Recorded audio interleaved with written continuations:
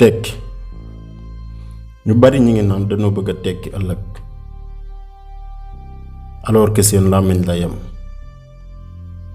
bëgg a réussir ëllëg du lu yomb, dafa laaj ñafe bu baax ak gëm-gëm ni day baax, mais bul tëdd rek naan day baax. li tax mu baax yaa koy liggéey, kenn du la ko jox.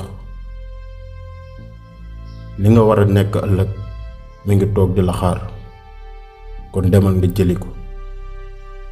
fi ngay njëkk a tàmbalee nag mooy sa bopp.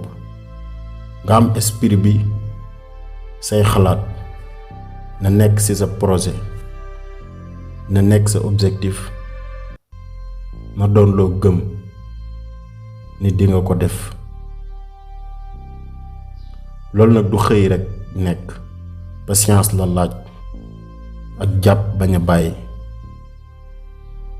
ndax lekk sax dinañ dem marché, ndugg ñëw def li ci war lépp soo ko yàq nga mën koo jëfandikoo.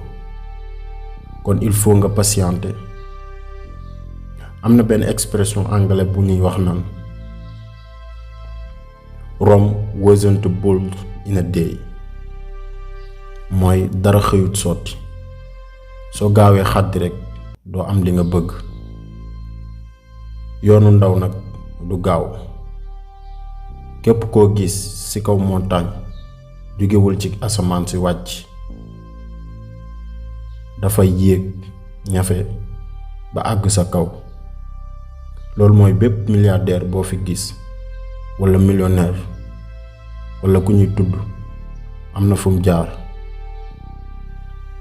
di nga fakkastalu, di nga daanu, di nga sonn, waaye xamal ni su nekkutoon sonn du nu xam neexaayu noppalu, su nekkutoon daanu du nu jug.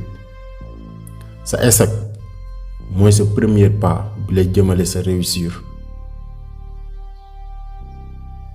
ma jox la misaal ci benn chinois ku naan Jack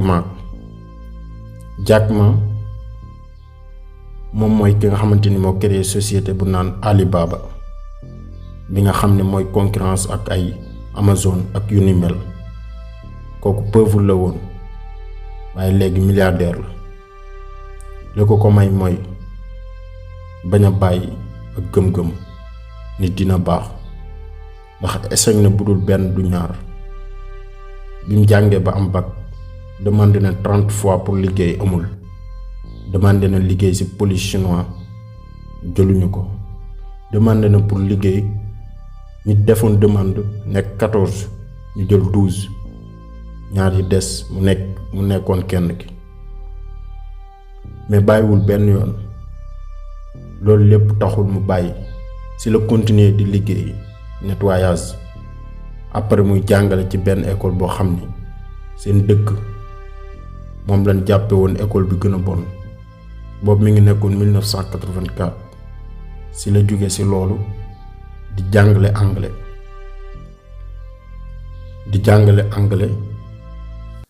jàngale na ko 5 ans waaye li nu ko daan fay moo baaxul mu dem xool beneen liggéey.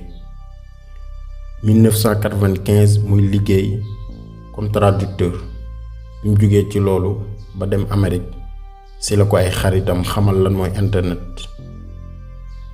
léegi xelam dem ci mu créer benn site pour di ci joxe ay information ci dëkkam muy Chine. 1999 xelam gën a màcc ci wàllu internet mu créer société boobu di Alibaba jëm ci commerce en ligne. te bi mu koy créer dafa leb xaalis ci ay xaritam. société boobu tey bokk na ci yi gën a mag ci monde bi. ñi ciy liggéey mën nañ 22 000 employés ci lu ëpp 70 pays ci monde bi. loolu lépp li ko waral mooy jàpp te woo bàyyi ak bañ a ragal échec. yàlla waxul kenn dara. jàng taxul tekki, ñàkk jàng taxut a tekki. tekki gëm-gëm la ak dox jëm ca. kon bu ragal échec ndax sa échec mooy sa premier pas bi lay jëmale ci sa réussite. waaw tey kon lii laa leen indiloon yow mi nga xam ne yaa doon seetaan vidéo bi bu fekkee abonné goo maa ngi lay ñaan nga abonné te bës cloche notification bi mu indil la ñett nga bës bi ci kaw pour ngay mën a jot suñu vidéo yépp